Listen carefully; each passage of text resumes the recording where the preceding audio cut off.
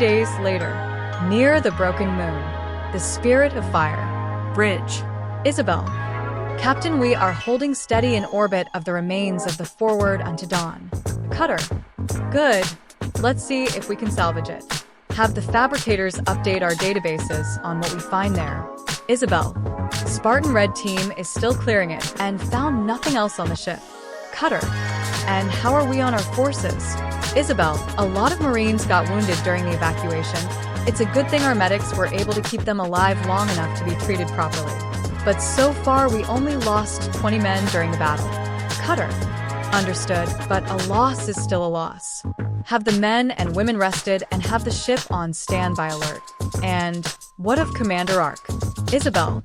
He's rested up, but the sprain in his ankle is still there, but he opted to return to active duty despite that. Cutter. Same old, same old.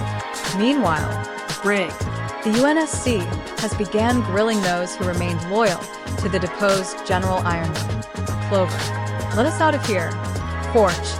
Not so fun when you're not the ones in power, huh? Johnson. Let them waste their breath, Forge. Men like them are a dime a dozen. Clover. Aren't you guys soldiers? Forge. Yeah, so what? Harriet. We were just following orders. Elm. You should understand that. Johnson got fed up and went near the glass. Johnson. Following orders when they make sense is what a soldier does, not blindly follow order when they are idiotic like a bunch of brain-dead machines isn't. Ironwood. You don't understand. We had no choice. Then more people entered the brig. It was John and his friends along with Crow, Robin, Vine, and Marrow. Harriet. You damn traitors. John. Shut it, Atlassian scum. Weiss and Winter felt somewhat offended. Ironwood.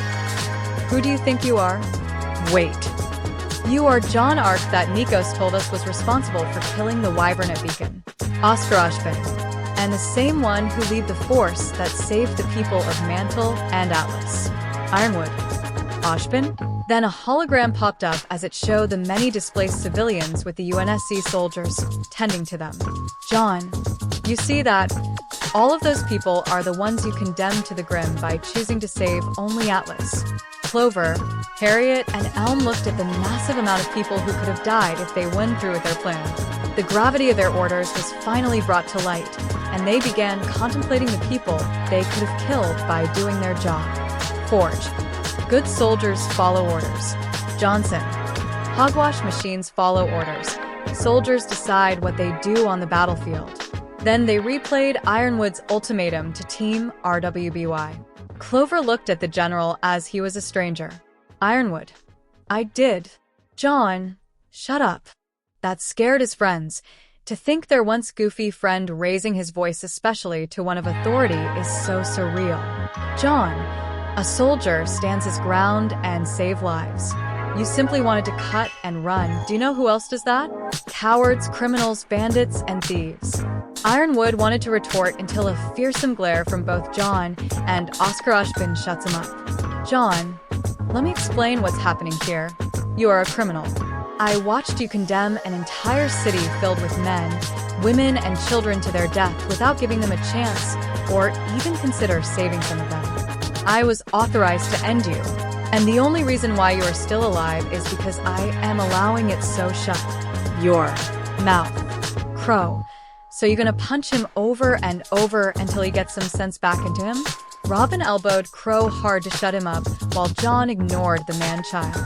He then turned to Oscar Ozpin. John, my men have saved the people, but they need a place to stay. I have planned a reclamation campaign in Vale. I need to contact Miss Goodwitch and coordinate an assault to retake the kingdom. Crow, I'll save you the trouble. I got her on speed dial, but without a working CCTV. John, our communication devices can work without it. Pyrrha, John, you can't be serious of going into battle with your injuries. You haven't fully recovered. Then Isabel appeared, surprising everyone. Nora, ooh, glowing lady. Isabel, she is right, Commander. You are in no shape to fight. You need 2 more weeks of bed rest to be fully functional. John, the Mark. Isabel, sorry, sir. The extensive damage to the Mark III have taken its toll on the working servos of the suit. It will take 4 days to fully repair, diagnose, and rearm it. Then a large lumbering Spartan walked in with arms crossed.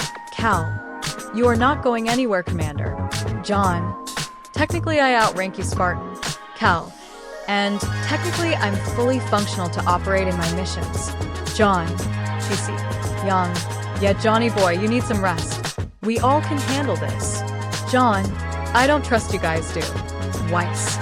And what is that supposed to mean? John, even though I don't agree with General Batshit Insane, I agree that he went ape shit because you guys have been lying to him behind his back. Ruby, we couldn't just tell him that Salem is immortal. He would have flipped out. John O. And him finding out during the assault was any better? Penny, the general was pushed to the edge with everything that happened. John, doesn't excuse his actions. Penny, no it doesn't. Hell, Commander, do I need to haul your ass to bed? John, I need to just do some tasks and I'll go back. Okay, Mom? No one could see it, but Cal blushed underneath her helmet. Blake, you became sassy. John, you missed you too, emo. Blake, I'm not an emo.